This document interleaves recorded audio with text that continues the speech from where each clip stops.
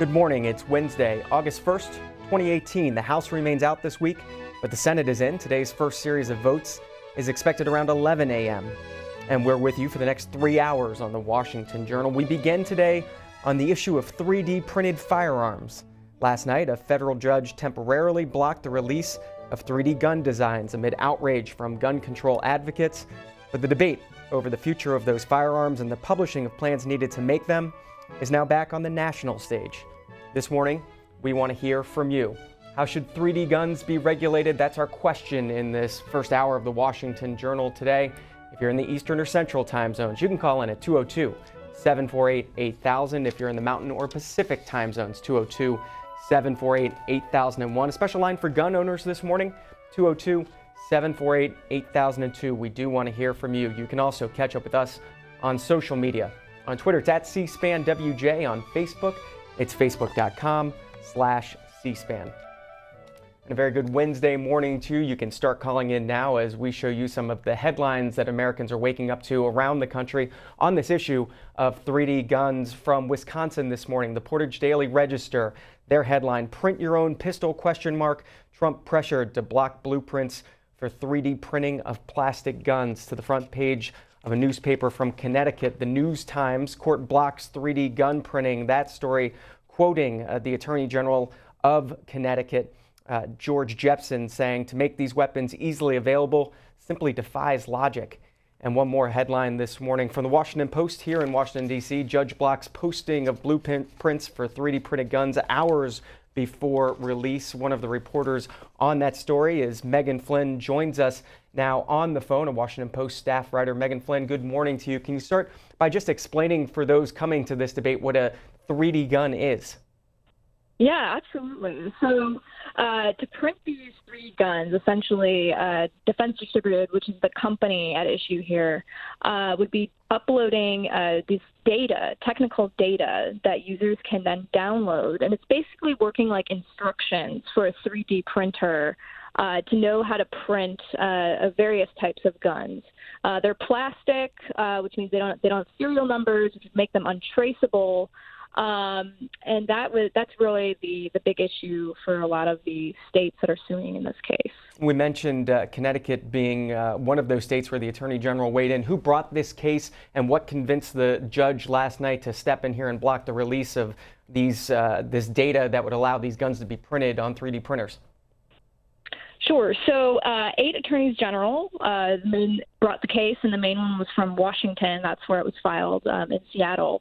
And they had argued that this is a national security threat and a public safety risk, essentially because, you don't need a background check to print out these guns. It essentially skirts around all of the states' gun regulations that are intended to keep guns out of hands of, criminals, minors, certain mentally ill people. And so that was their main argument, as well as the fact that the rule change that the State Department initiated this summer as part of a settlement agreement with the Defense Distributed violated the Administrative Procedure Act, which is actually the main grounds on which the judge blocked the availability of the downloadable guns on the internet this morning. You mentioned Defense Distributed, run by Cody Wilson. Who is Cody Wilson, and why does he want to distribute these blueprints?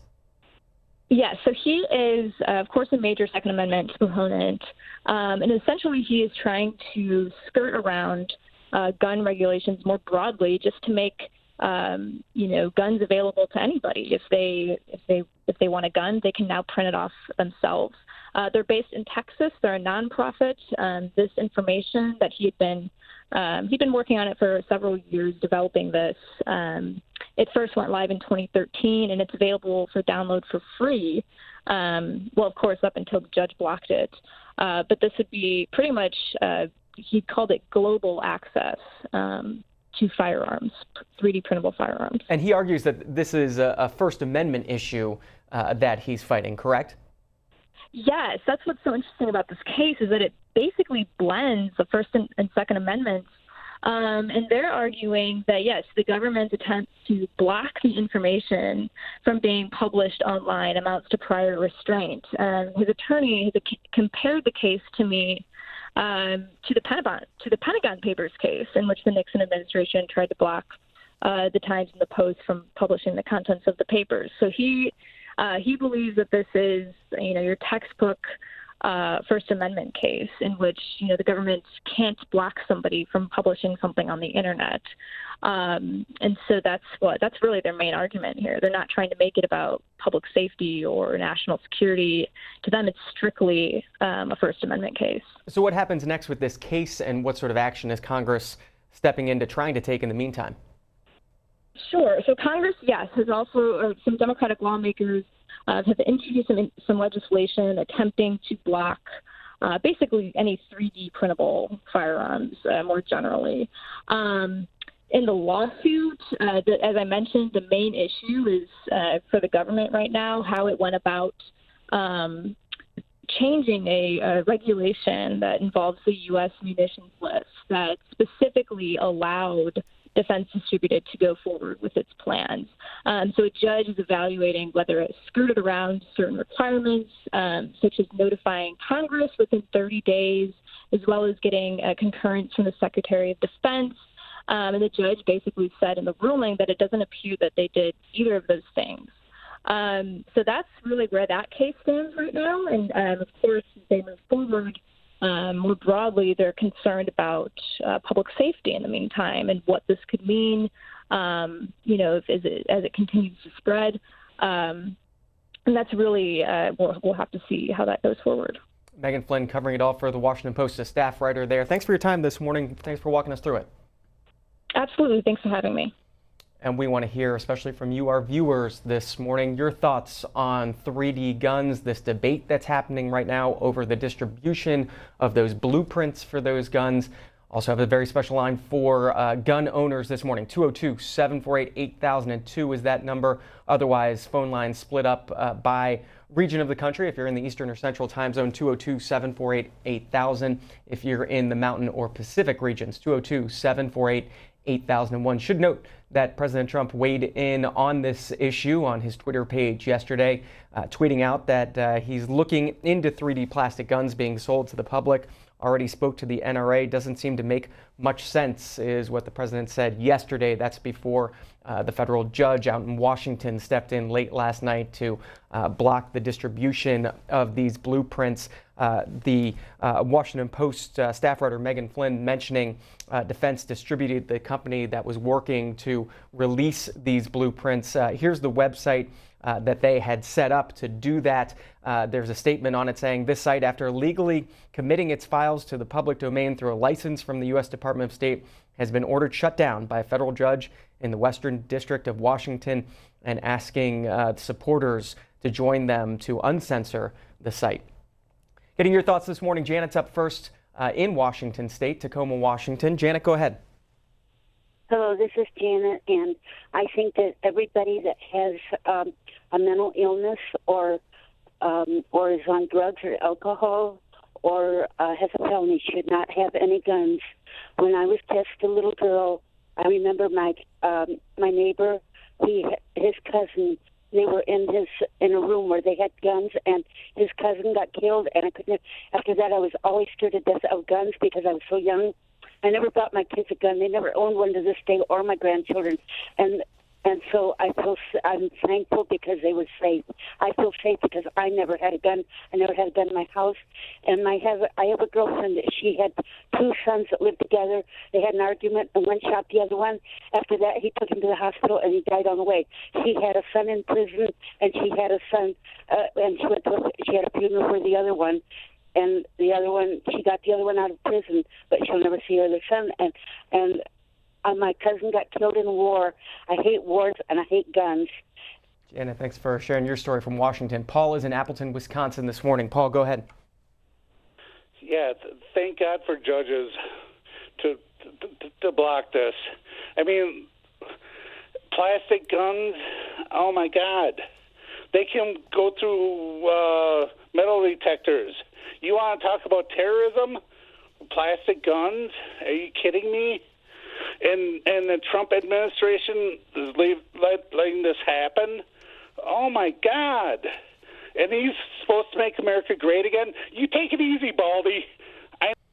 A statement from the NRA yesterday as this debate was happening, saying many anti-gun politicians and members of the media have wrongly claimed that 3D printing technology will allow for the production and widespread proliferation of undetectable plastic firearms. Regardless of what a person may be able to publish on the internet, undetectable plastic guns have been illegal for 30 years. Federal law passed in 1988, crafted with the NRA support, makes it unlawful to manufacture, import, sell, ship, deliver, possess, transfer, or receive undetectable firearms. Chris Cox is the executive director of the NRA's Institute for Legislative Action with that statement yesterday. The NRA also tweeting quite a bit about this, along with other gun rights groups as well. Gun Owners of America with a tweet yesterday on 3D printed guns saying that they are freedom. This is the tweet from that group yesterday afternoon amid that debate. Vivian is in Collierville, Tennessee. Good morning. Morning. This situation with these plastic guns, what is happening with our country? These people want to put this out there. There are strange people who would take those guns, go into schools, go into news organizations, airports, and use them on people because they're undetected. And may I say something else? I know this is about guns, but may I say this right quick, please? I want my Democrats to get out there and speak up like Trump people speaks up. Our Democrats need to wake up, sir, and help this country. Thank you very much. To Jay in Baltimore, Maryland. Good morning. Good morning. I'm a little curious why the NRA hasn't been a little bit more vociferous in their condemnation of these guns. I mean, this strikes right at their bottom line, people able to, circumvent actually buying the gun. It just seems when guns arise, the NRA becomes quiet. And I did hear the comment before about illegal firearms, but when you hear about children killed, when you hear about people innocently shot, and the NRA is mum, it makes the whole situation look very nefarious. I would like to see an organization like the NRA step up and really talk about real quality gun control. Jay, before you go, let me ask you your thoughts on the idea of banning these blueprints from being online. Do you think that's something that the government should get involved in? Absolutely. There's no reason. If these were synthetic drugs that people could, make in their home, you can't download bomb-making equipment online. You can't, there are certain things that, it has to be controlled. Control of information. It's too dangerous. So, Jay, what do you make of Senator Mike Lee from Utah, a Republican, coming out yesterday with this tweet in the wake of legislation that was introduced by Democrats to try to stop the publication of these blueprints? Mike Lee saying that any legislation that comes from Congress that begins with, and he's quoting the legislation, "It shall be unlawful for any person to intentionally publish ... ought to be concerning to each and every one, Democrat and Republican alike." It's a sticky wicket. The question is, what is dangerous? What connotes dangerous? A gun debate seems pretty black and white to me about danger. But, if somebody wanted to publish an article against the president, against his policies, that could be considered dangerous. And that's the difficulty. That's the difficulty to make the notion which one is dangerous. Jay, thanks for the call this morning. Benita is in Allentown, New Jersey. Good morning. Good morning. There's an expression under the law for the greater good of all. I don't think our founding fathers, in their wildest imagination, ever conceived of people printing their own guns. The Constitution says guns can be held in a militia, a monitored or controlled militia. It doesn't mean that any psycho who wants to blow up people in a shopping mall, that first of all, they never thought of shopping malls. I think we've all learned the detriment of guns getting into the wrong hands and how it affects people. I think the judge's decision is wise, and we should all, it should be upheld. There is no reason to allow us to be able to print a gun and go out and, that means a child can print out a gun. Benita, you mentioned the founding fathers in your statement earlier. Let me bounce this off you. This is from NRA spokeswoman Dana Loesch yesterday, who noted at-home gunsmithing has been legal since our country's founding. She said she's amused by those who think a long existing capability is brand new because they just discovered it. Well, that law is in on the books, whether it should be changed or not. This is a different thing altogether. Gunsmithing takes time. You could print out a gun, go out and blow somebody's brains out because you're mad at you're angry at your neighbor. A gunsmith is a craft. I'm making a big assumption here, and I'm giving a lot of leeway. But a gunsmith at least has a skill. It takes time to smith a gun, to machine a gun. People like that are not quixotic. They're not printing out a gun on their way to kill their neighbor. This is a totally different thing. This puts guns in the hands of idiots and minors. What are we turning into in this country? Benita, in New Jersey this morning. We're going to be showing you some reaction from members of Congress from yesterday, whether on Twitter or several different statements made by members of Congress, including Senator Ed Markey of Massachusetts, speaking yesterday about the administration's responsibility when it comes to 3D gun printing.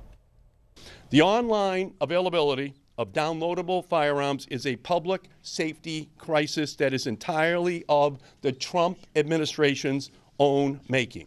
In 2015, a company called Defense Distributed and the Second Amendment Foundation sued the State Department over steps the government had taken to prevent Defense Distributed from publishing these blueprints online. Throughout the course of the lawsuit, and as recently as April of 2018, the Trump Justice Department made strong arguments that the Arms Export Control Act and the International Traffic in Arms Regulation justified its position. At every single stage of litigation, the courts sided with the government. But in a stunning reversal of course last month, the Trump Justice Department, on behalf of the Trump Department of State, quietly settled the suit, agreed to pay nearly $40,000 of Defense Distributed's attorney's fees, and consented to allow for the public release of the 3D firearm printing blueprints in any form. This decision is as dangerous as it is confounding. Not only will people be able to download these guns here, but Hamas will be able to download these plastic guns in the Gaza. It not only is a domestic security, it's an international security issue as well. Some other reaction from other members of Congress yesterday. Bernie Sanders with a tweet: at a time when gun violence and school shootings are becoming more and more routine, the last thing we need is to enable anyone, including people who otherwise couldn't legally purchase a gun, to print a gun on a 3D printer. Senator Lisa Murkowski is a Republican from Alaska, noting a story from CNN that more than 1,000 people had already downloaded plans to 3D print an AR-15 style assault rifle online. She said, even as a strong supporter of the Second Amendment, this is not right. Brian is in Wyoming, Minnesota. Go ahead. Am I on? Yes, sir. Go ahead, Brian. Okay, yeah. I just think that the whole 3D printing thing is just kind of silly, like they're just trying to regulate everything. I mean, Apologize for that. We'll go on to Darlene in Clark County, Nevada. Darlene, good morning. Good morning. My dad does gunsmithing as well as make his own bullets, and he and I would just happen to be discussing this yesterday, and he couldn't believe that everyone was in such a tither because it was just completely unbelievable to him. If anybody knew anything about making bullets, for instance, the primer one needs and the actual, my dad could calculate for you the actual speed of any given bullet as it exits a barrel. I mean, he's that kind of wicked smart at 73. But he told me, he said, I can't believe people are in such a tilt over this, because if anyone knew anything about what they were talking about, they'd understand that these things would blow up in your hand. And that's why I laughed and said, so you'd be better off buying a squirt gun and putting ugly chemicals in it. And he said, correct, my young one, correct. Darlene, does he think as 3D printing technology gets better, though, that these 3D printed guns will also get better or more reliable? Yes, at some point they will become more reliable. However, it would take better materials than are currently available. His best friend is the number 2 guy at Oracle, and again, Ben was part of the conversation. We were all real interested in why people were so upset, and it's because people who don't know what they're talking about are busy flapping their lips, sir. And that's the scary part for gun owners. People are just looking at them going, really, you've lost your mind. You're screaming the sky is falling and you don't know what you're talking about. It's very, very terrifying to see that people can do this, but it's also disgustingly illegal to make any gun that does not have legitimate serial numbers on it. So let people print them, let them get caught with them. It's a federal offense. Have a good morning, sir. You're always a lovely host. Appreciate that, Darlene. The Wall Street Journal today talking about federal laws and how they apply to guns made at home. They note that federal law generally does permit individuals who aren't otherwise barred from owning firearms to make those firearms for their own personal use, getting back to that home gunsmithing issue that we talked about earlier. Thomas, Baltimore, Maryland, go ahead. Hey, how are you doing? Thank you for having me on. I was just going to say to the lady's comment earlier about gunsmithing at home, you can get 80% lower or whatever on some of these parts, and there's already blueprints for people to drill. It doesn't take an expert to make these parts at home. People that want to make guns at home with their plastic, not only do you have to have the money for a gun to own a plastic printer, nobody's going to go around with a plastic gun that is 2 or 3 levels harder than hot glue and shooting it off. It's only good for 1 round, and then it's overheating and melting in your hand. We need to have people that know what they're talking about be on the forefront of the issue, because right now we have a bunch of angry soccer moms and ignorant white-collar workers talking about things that they don't even know and haven't even owned or even shot. So, Thomas, do you think that we should have this debate about whether these blueprints should be available before we get to the point where the guns don't melt after 1 shot, or how you describe it? I think that's a great comment, but I do not think that we should be restricted in our knowledge of things, except when it comes to, completely devastating weapons like, weapons of mass destruction. But we're talking about guns that are on the lowest part of the data charts of death in America. So until they get higher on the list, I think we're pretty good. No. To Chris, Alexandria, Virginia, go ahead. Yes. Hey.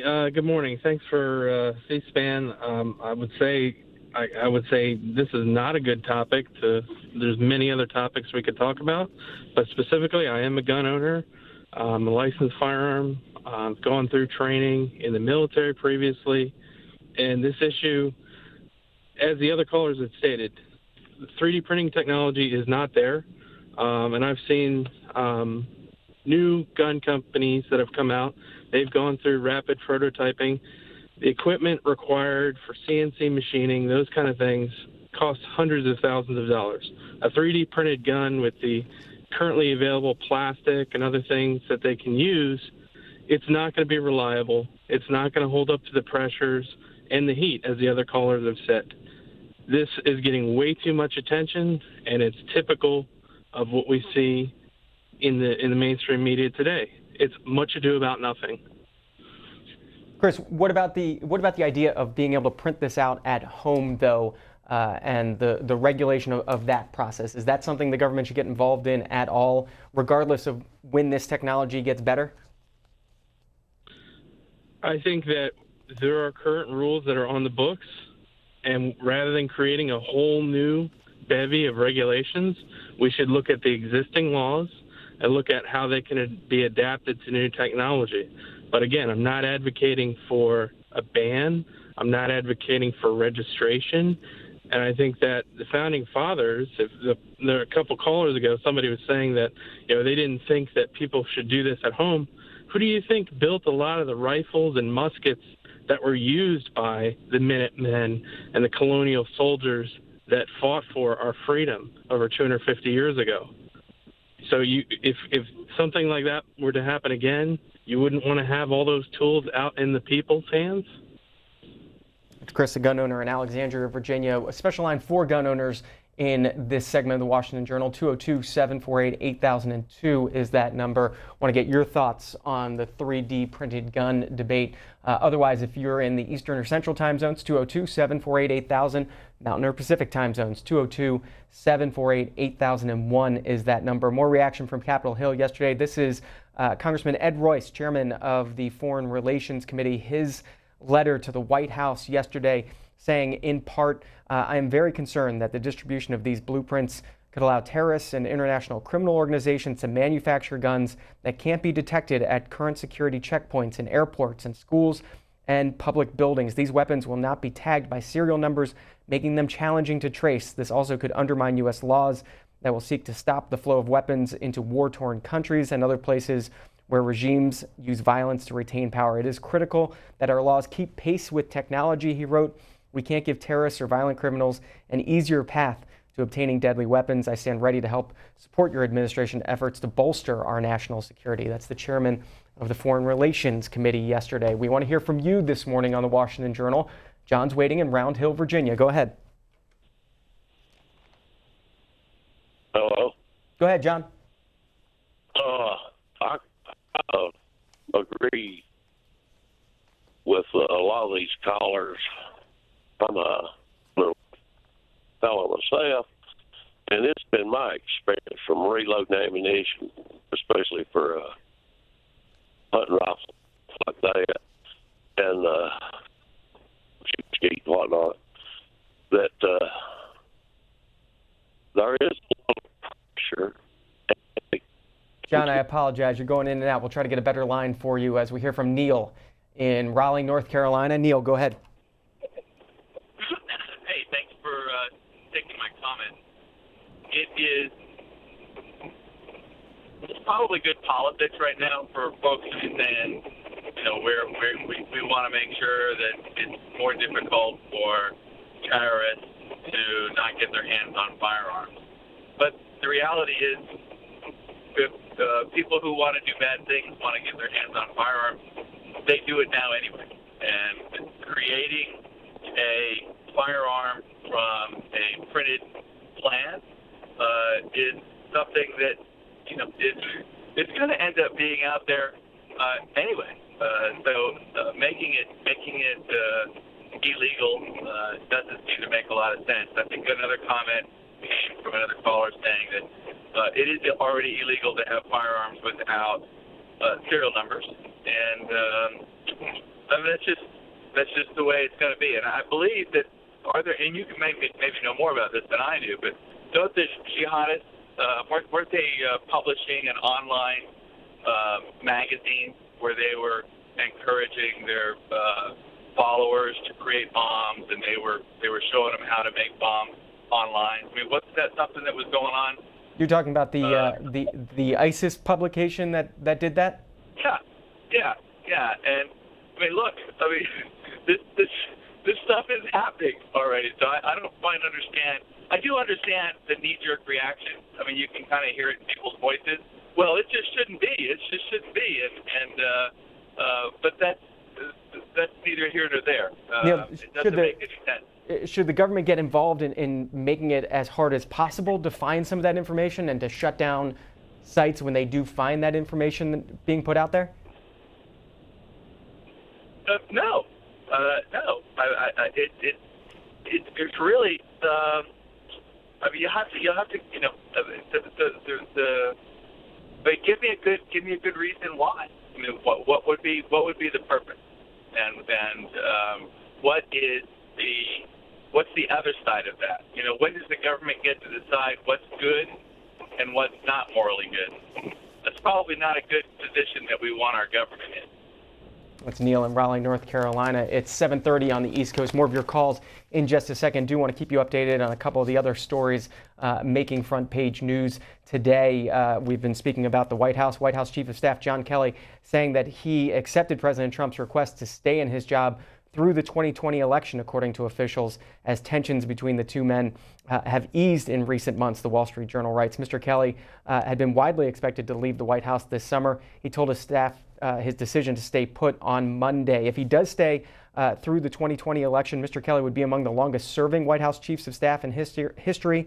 Andy Card, who served under former President George W. Bush, remained in his post for a little over 5 years. The longest serving chief of staff is John Steelman, who spent 6 years in the job under President Harry Truman. And this story from USA Today, but also on the front pages of several other papers. Facebook detected a covert campaign to influence the November midterms by targeting hot-button social issues, raising the possibility that Russia is again attempting to interfere in U.S. elections. The 32 pages and accounts that were created between March 2017 and May 2018 were first discovered 2 weeks ago. They've not been definitively tied to Russia or the Kremlin. Facebook will leave that determination to law enforcement currently investigating the activity. Facebook Chief Operating Officer Sheryl Sandberg said that the pages and accounts were removed on Tuesday, and collectively the fake pages spent about $11,000 on 150 ads on Facebook and Instagram, paid for in U.S. and Canadian dollars. They were placed between April of 2017 and June of 2018. Back to your calls this morning as we talk about the 3D gun issue and that debate that has come up around the country. Steve, Highland Park, Illinois. Good morning. Good morning. Good morning. I think guns should be treated in the same manner that we treat cars. Every car has a license plate, and I think every gun needs something like a license plate printed on the gun. And if you're caught with any kind of gun outside of your home without that license plate on it, which refers back to you, the owner, you go to prison for 30 years as a mandatory federal crime. To Gene, Miami, Arizona. Gene, your thoughts this morning. All right. People say that they're guns. They're weapons. The Second Amendment. By the way, I'm a 79-year-old disabled vet.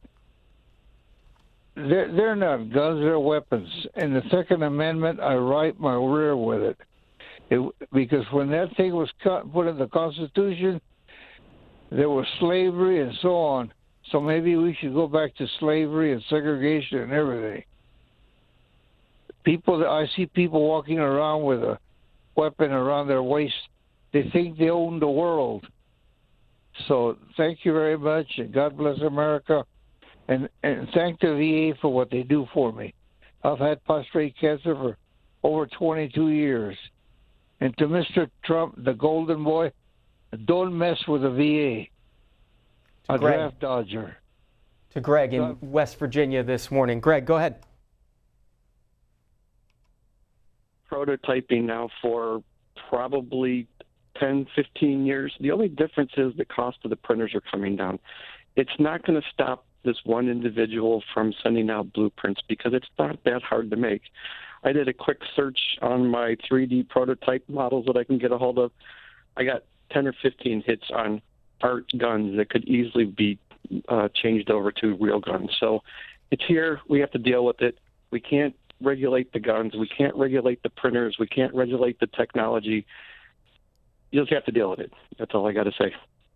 About 25 minutes left in this segment of the Washington Journal having this conversation about 3D guns and their regulation. That special line for gun owners, 202-748-8002. Otherwise, if you're in the Eastern or Central time zones, it's 202-748-8000.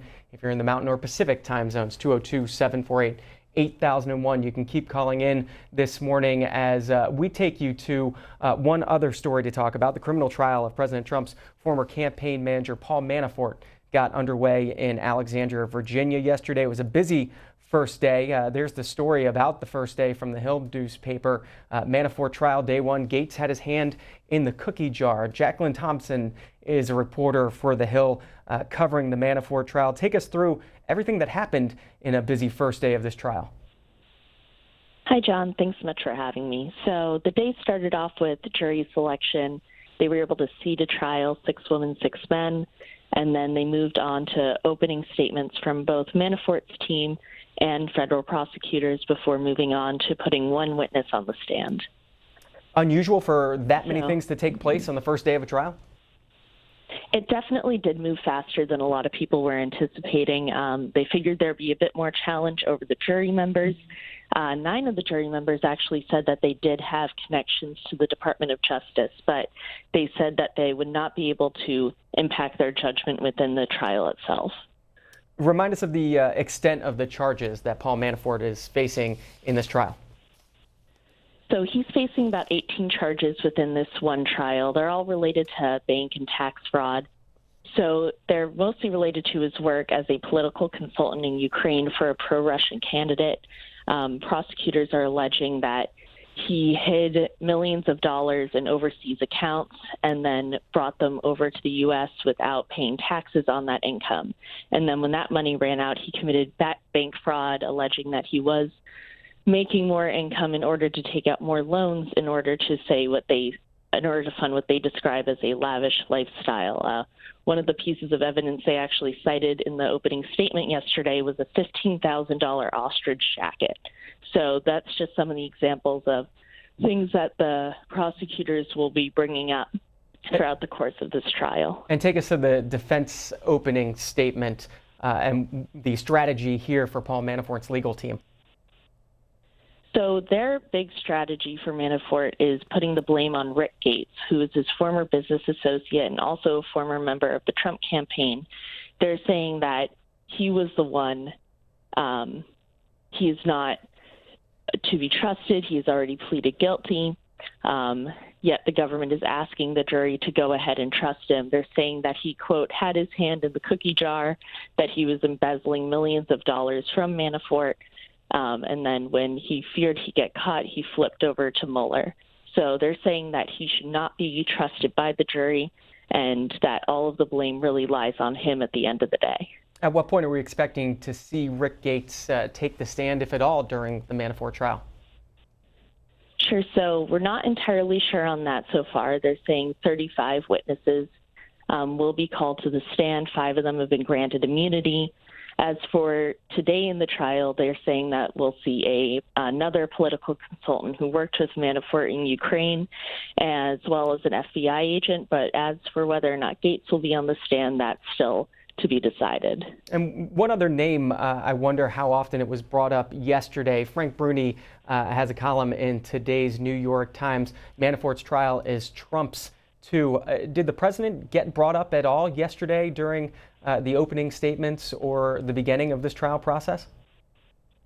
So he actually hasn't been mentioned, mostly because the judge in the case has said that collusion should not really play a role in this trial.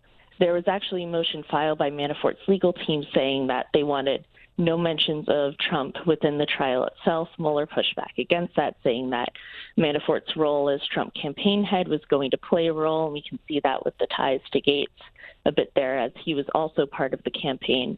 So while Trump isn't really involved in the trial itself or won't really be mentioned, it is notable that this is the first trial within Special Counsel Robert Mueller's probe, which Trump has repeatedly called a witch hunt and has tried to attack the legitimacy of.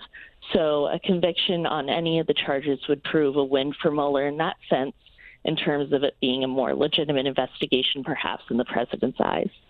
And Jacqueline Thompson, before you go, there was some thought before, right up to the point where this trial started, that a deal could happen. Paul Manafort could make some sort of deal with Robert Mueller and testify in the Russia probe case. Now that this trial is underway, is that off the table? The Manafort's lawyer said yesterday that there was no chance that he would be entering a deal with Mueller's team. He does have another trial with Mueller in D.C. set to start in September on another series of charges, including failing to register as a foreign lobbyist and conspiracy to obstruct justice after Mueller alleged that he attempted to tamper with a witness.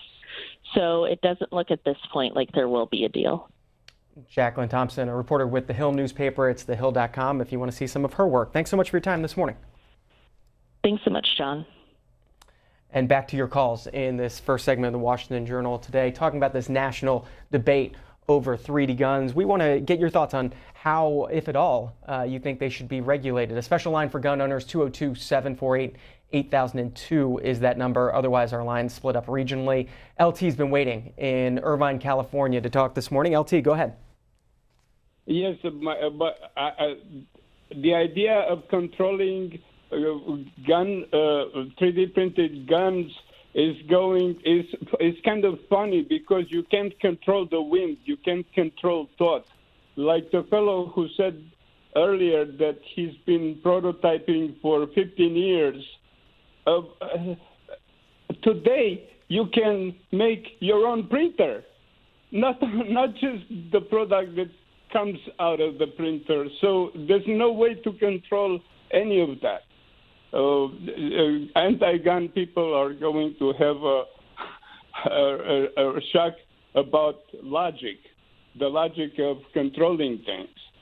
And that's pretty much all I have to do. Don't try to control the wind. On the idea of controlling access to these 3D blueprints for 3D printers, this story from NBC News yesterday, noting that even after this judge's order yesterday blocking this one group from distributing those blueprints online, a coalition of gun rights advocates challenged the federal judge's order, temporarily barring that Texas company from publishing blueprints by saying such publications were protected by the First Amendment right. They say after years of litigation and that temporary order that was released yesterday, some of these groups plan to release some of those blueprints anyway. The story, if you want to read more of it, NBC News, the headline, gun rights activists post plans for 3D firearms after that judge's order blocking them. James is a gun owner in Alabama. James, go ahead. What I keep hearing is people are all upset about 3D printed guns. You're not printing the whole gun. It's parts and pieces. Metal pieces that you have, the barrel still has to be metal.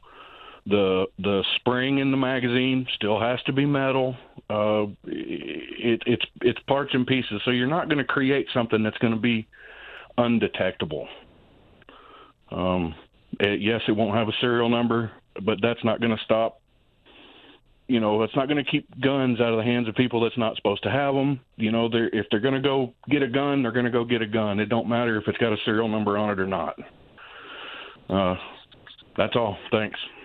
James, Dana Loesch, once more from the NRA, spokeswoman there, taking up this issue of undetectable in a tweet as well yesterday, saying that the Undetectable Firearms Act requires a percentage of metal used in produced firearms. The undetectable line that you hear is an uninformed talking point used by people who don't understand the process nor the law.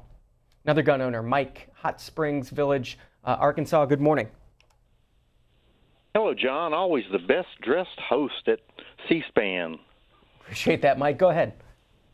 I just wanted to say, as far as the plastic guns, there are plastic guns around, and they've only made presence in about the past 15 years, and they're polymers, and they've gone through a lot of testing.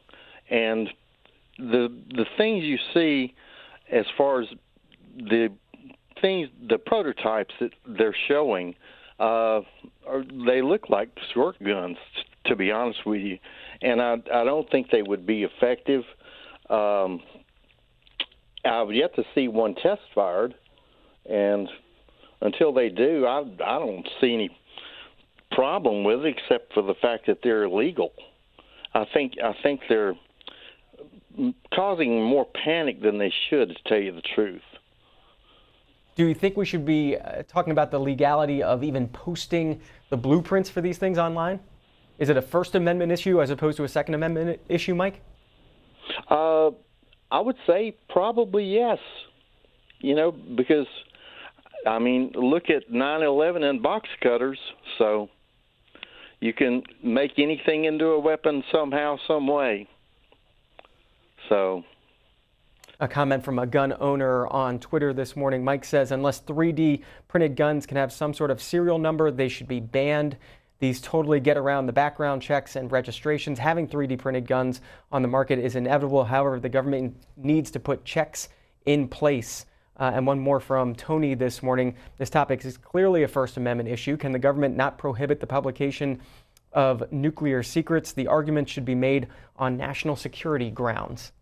Levi's waiting in Charlotte, North Carolina. Go ahead. Good morning, John. Good morning, sir. Listen, my thought on that gun, it's the internet. The way that thing is printed.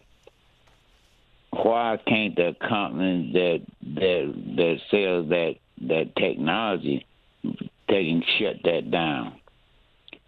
They capable of shutting everything else down and such as that. Why can't they shut that? They want that company to shut it down. Just like they got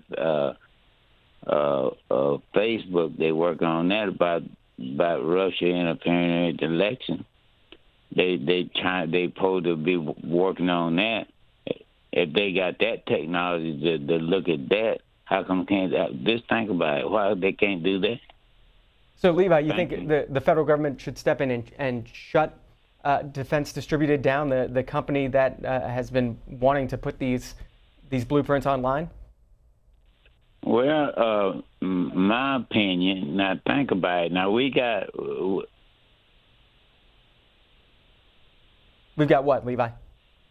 My opinion, now listen, I hear people calling in talking about the government don't have no business and this and that and the other, they First Amendment right. But we are the government, and yes, the government should get involved in that. Surely, though, that's what we elect them for. A story in the New York Times today focusing on Cody Wilson, the head of Defense Distributed, and his work in this area and why he's doing this, why he wants to publish these blueprints. The story notes Mr. Wilson, 30 years old, has described himself as a techno-libertarian, free speech provocateur, an online heretic. His critics have said he's a media hound and a peddler of, quote, open source terrorism. Mr. Wilson has said the goal of Defense Distributed is to promote decentralized solutions in an ever-centralizing world.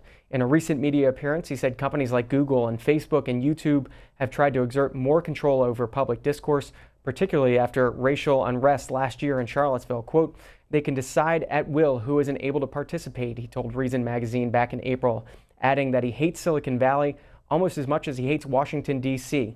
In the push to democratize information, Mr. Wilson has said 3D printers will only become revolutionary tools when they are used not for useless things like trinkets or lawn gnomes, but medical devices, drugs, or guns. The story is in the New York Times today by Dave Montgomery, if you want to read it. Moretta is in Huntersville, North Carolina. Good morning. Good morning. I just want to say that this is just another example of America swirling down the rabbit hole in its quest for guns, guns, guns, everywhere, all the time, in every way you want them. You know, we can't get universal health care. but we can always get more guns. You know, these people are claiming that these guns are so innocuous that they, you know, will backfire and won't work right and all that. But just like computers and cell phones, they'll just get better and better and more lethal. All I can say is we better hope that nobody brings one of these guns to a Trump rally and shoots him dead in his mouth. Thank you. Chris is in Napa, California. Good morning, Chris. Hello. Thank you for answering my call. Go ahead. So my question is, why is this topic just now coming to a head? The first time I saw information about a 3D printed gun was about 5 years ago. So, Chris, coming ahead today after a federal judge stepped in and stopped the distribution of blueprints late last night. Those blueprints expected to go online as of today, and 8 attorney generals and the District of Columbia arguing for that to be blocked. The judge did, and now we're waiting for that legal case to play out. Okay, I understand that, but the first time these prints were out were about 5 years ago, about 2013. It's the first time I saw them being published. So it seems maybe they're a little slow at catching up to some of this technology. So, Chris, what was your opinion then, and what's your opinion now? Well, I'm not really sure, but and some of these comments about the technology, Elon Musk, he's making 3D metal parts with 3D printers, so that's just going to continue. So I don't know if even if somebody were perhaps to have a blueprint for some Smith & Wesson gun, I'm sure that somebody could make that into a print to make a 3D gun out of it. I don't know what to think about that, but I'm not a pro-gun person. But I think, as I've heard other commenters say, that it's sort of inevitable. All right, to share, Asheville, North Carolina. Good morning. Hi, how you doing? Doing well. Yeah, the person that called last, I think he's got it a little bit right there. I don't think technology it's just way too far ahead of everything that's going on. I mean, I can't hear you. Wait a minute. Share, I'm listening to you. From what? Okay, now I'm hearing my recording. Share, you just got to talk through your phone, so finish your comment. Oh, okay. I just think that the Constitution needs to be worked on because these are laws that we're talking about that happened, more than 200 years ago, and I don't think it's at all keeping up with modern technology. I mean, everything from, guns to drugs to whatever else is going into the whole thing. It's not keeping in time. It's like if you're watching a TV screen and the sound is off of the mouths, moving mouths, but then the sound has to catch up a few seconds later. I think that's going to be the whole downfall of this whole world. I mean, and humanity as we know it, and as we've learned how it could be. It's just not like that now. That's Sharon, Asheville, North Carolina. More reaction yesterday. This from State Department spokesperson Heather Nauert on this ongoing debate over 3D printed guns. A lot of people have been ignoring this fact for quite some time since this story began. At least since the year 2013, these CAD files, these computer-assisted design files, have been available online. They've been legal for U.S. citizens to actually download these CAD designs for quite some time now. They've been able to get these designs and print out these 3D guns in the United States. The reason that the State Department got involved, our only equity in this, is because of our role in controlling foreign access to U.S. defense technology. In simpler words, the State Department wants to prevent the wrong people from acquiring weapons overseas. That is the State Department's equity in this. This has obviously gone through a legal process. The Department of Justice was advising the State Department on this entire legal matter. The Department of Justice suggested that the State Department and the U.S. government settle this case, and so that is what was done. We were informed that we would have lost this case in court, or would have likely lost this case in court based on First Amendment grounds. We took the advice of the Department of Justice, and here we are right now. I think ultimately what this gets down to is a domestic case where it's a domestic gun control issue that needs to be addressed, not just by Congress, but also by law enforcement. And so I imagine there will be many conversations held here at the federal level to have conversations about the next steps that should happen now. And we've been having this conversation for the past about 55 minutes this morning on the Washington Journal. Time for a few more of your calls, your thoughts on this 3D gun debate and how you think they should be regulated. AD's waiting in Louisville, Kentucky. Go ahead. Yes, I would just like to say that that the government, they ought to get involved in this. With the Obama administration, they knocked it down, and then this administration here picked it back up. Then also, too, is that we ought to be in the business of producing things that not harming people. I think some of the things people would do anything for money. And on the sad side of it, once someone gets hurt by an instrument like this, and then they will really see the reality of a useless instrument. Thank you very much. A tweet from Stella this morning as we've been having this conversation asking what else will the government ban that might be produced on one of these printers. Thera's waiting in Selma, Alabama. Go ahead. C-SPAN. Is you still there? Yes, ma'am.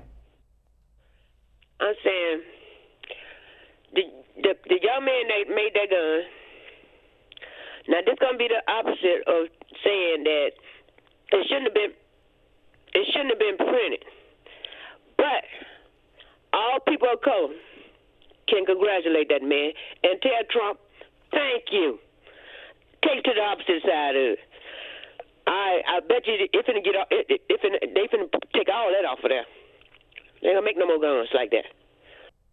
That's Thera in Alabama this morning. Time for just one or two more calls in this segment of the Washington Journal. Also did want to keep you updated about this ongoing story we've been following about the return of remains of U.S. soldiers who were killed during the Korean War. The latest from CBS News this morning when North Korea handed over 55 boxes of bones that it said are the remains of American war dead. It provided a single military dog tag, but no other information that could help U.S. forensic experts determine their individual identities, according to a U.S. defense official yesterday. That official, who discussed previously undisclosed aspects of the remains issue on condition of anonymity, said it probably will take months, if not years, to fully determine individual identities from those remains, which have not yet been confirmed by U.S. specialists to be those even of American servicemen. If you want to read more on that process and how U.S. officials are going about that, CBSNews.com is the story. Korean War remains to head to Hawaii after a repatriation ceremony. Gus in Martins Ferry, Ohio. Go ahead. Yes. Am I on? Yes, sir. Oh, okay. You know, the Second Amendment was made 250 years ago, and it was used because guns back then were a tool. They needed it for food, to get food, and they needed it for hostiles, and it was part of the life. Now, they took the Second Amendment, and perverted it, and changed it over to where people can walk around with guns on their hips, and this law that they had in Florida, which killed that gentleman because he was protecting his family, and they didn't do anything about it. I mean, to me, it's getting totally out of hand.